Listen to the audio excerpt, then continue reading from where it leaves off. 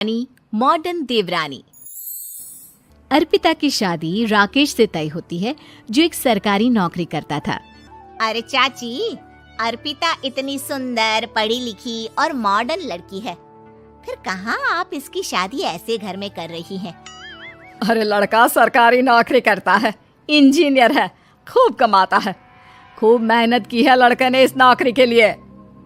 अर्पिता भी राकेश को पसंद नहीं करती थी, लेकिन पिता ने हाँ कर दिया तो शादी के लिए मन मारकर तैयारी कर रही थी। हाँ माँ, चाची ठीक ही तो कह रही हैं। पता है मेरी सहेलियों के पति कितने मॉडर्न हैं।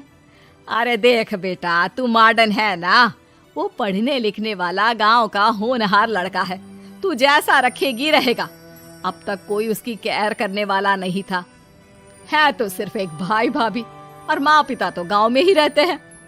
अर्पिता का मुंह बन जाता है। वो पिता के फोन से राकेश का नंबर लेकर उसे मिलने के लिए बुलाती है। आज तो मैं उसे साफ साफ मना कर दूंगी, मुझे नहीं करनी शादी। शक्ल देखी है ना, कपड़े पहनने का तरीका है ना बोलने का।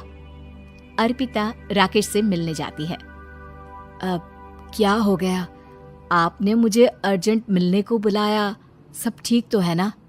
हाँ सब ठीक है, पर मैं आपसे कुछ कहना चाहती हूँ। आप ना इस शादी से मना कर दे। राकेश की आंखें अर्पिता की इस बात से लाल हो जाती है।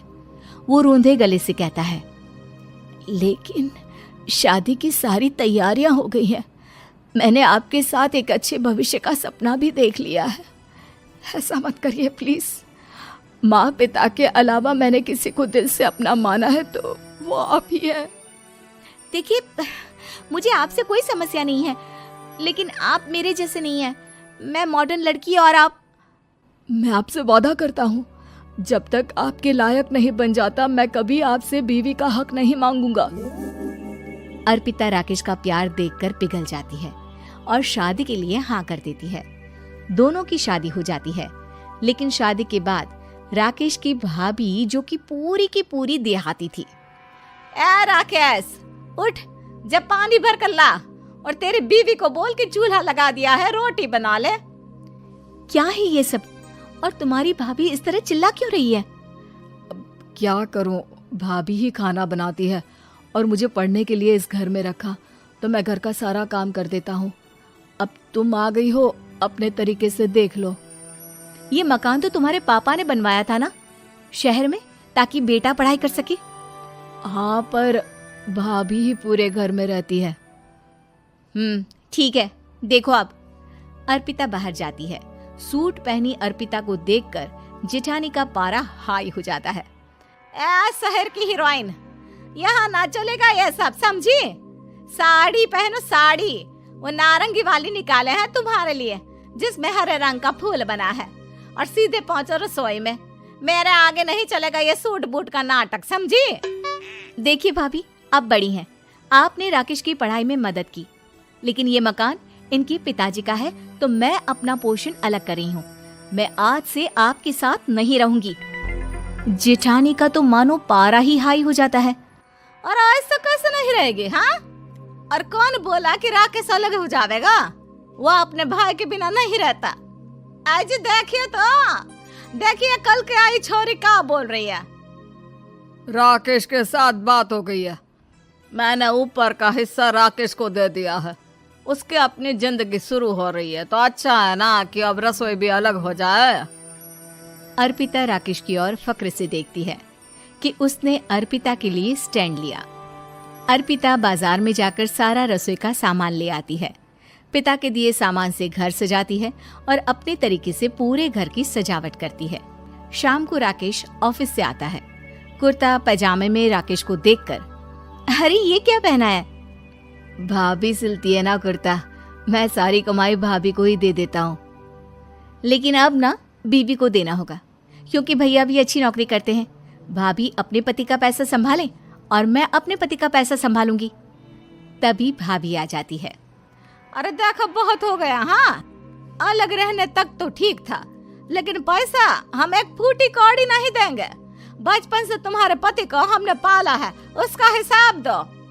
अच्छा, हिसाब चाहिए? कितना पढ़ी है आप जो आपको हिसाब चाहिए? बड़े भाई हैं उनकी, जिन्होंने उन्हें पढ़ाया लिखाया, वो हिसाब मांगेंगे तो जरूर दे दूंगी भाभी। अरे देख, हाँ, अगर तूने पढ़ाई की है तो मैं भी अंगूठा छापना हूँ। अरे 5 की क्लास तक पूरी पढ़ाई की है, समझे? वैसे भी कल इन लोगों के माँ बाबूजी आ रहे हैं गांव से, वही लोग ठिकाने लगाएंगे तुझे। अगले दिन सास ससुर आते हैं, दोनों बहुत ही सीधे लोग। अच्छा किया जो ऊपर के हिस्से में राकेश की गृहस्थी लगा दी। अब दोनों बेटे अपना अपना देख ले। छोटी बहू कहाँ है? अरे बहुत ही चालाक है माँ जी, ऐसी जबान चलाती है जैसे दर्जी कैंची चलाता है। वैसे बहू तुम भी कम नहीं थी। और सुनाओ। तभी छोटी बहू सास ससुर के पैर छूकर उन लोगों को चाय और नाश्ता देती है। माँ जी, आप थक गई होंगी, मैं खाना लगा देती हूँ, ऊपर आ जाइए चाय पीकर। अरे बस बस, यही रहेंगे वो, क्योंकि बड़ी बहू मैं हूँ। हमेशा से इनके माँ बाबूजी मेरे पास ही आए हैं। चलिए माँ जी, आप ना किचन में खाना बनाइए, मैं जरा बाजार होकर आती हूँ और फिर साथ में खाना खाते हैं। जेठानी बाजार निकल जाती है और सास ससुर बेचारे घर पर अकेले। फिर दोपहर को, माँ जी, मैंने आप सभी के लिए खाना बनाया है। माना मैं छोटी हूँ, लेकिन अच्छा लगेगा अगर आप लोग मेरे साथ रहें। वैसे भी यहाँ है कौन बेटा, चलो ऊपर राकेश के पास ही चलते हैं। सास ससुर दोपहर का खाना खाकर वहीं आराम करने लगते हैं कि जेठानी आ जाती है। अरे वाह, ये तो वही बात हुई ना, कल की आई को पूरा परिवार और हम अकेले के अकेले। भाभी देखिए, परिवार में प्यार से रहा जाता है, ना कि चालाकी से। अम्मा खाना कैसे बनाती, पहले ही गांव से थक कर आई हैं। हाय रे दया, तो मैं का बाजार से ऐस करके आ रही हूँ। अरे भूख के मारे मेरा सर दर्द हो रहा है, पर यहाँ मेरी फिक्र कौन करेगा। अरे तो किचन में खाना है, लगा देती हूँ मैं भाभी। बड़ी बैठकर खाना खाती है और शाम को जब राकेश घर आता है। अरे राकेश, तू तो पूरा हीरो लग रहा है इन कपड़ों में। ऐसे कपड़े पहले क्यों नहीं पहनता था? राकेश बीवी की तरफ देखता है और फिर कहता है, माँ, पहले पहनाने वाली नहीं थी ना। हाँ हाँ, और हम जो हाथ से सिल सिल कर कुर्ता पहनाते थे उसका का? अरे तुम्हारे भैया तो आज भी पहन रहे हैं। तभी अर्पिता सास के लिए कपड़े और ससुर के लिए शर्ट पैंट ला कर देती है। उन लोगों को फ्रिज से ठंडा पानी और टीवी में फिल्म दिखाती है। अरे कब से इनको बोल रहे हैं कि फ्रिज वाले आओ, लेकिन ये है कि मानत ही ना है। बहू, अब तो तुम ही समझाओ ससुर जी को। नहीं पापा, आप फ्रिज मत लीजिए। अरे वाह रे छोटे, खुद फ्रिज का ऐसे का मजा ले, और इनकी माँ के पास फ्रिज भी ना हो। अरे देखा पिताजी, देखा माँ जी कब बोल रही है।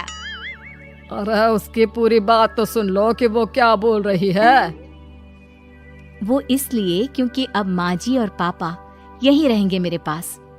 घर को घर सिर्फ मॉडर्न या गांव की सोच नहीं, बल्कि संस्कार बनाते हैं भाभी, और संस्कार अच्छे हो तो सब सही हो जाता है।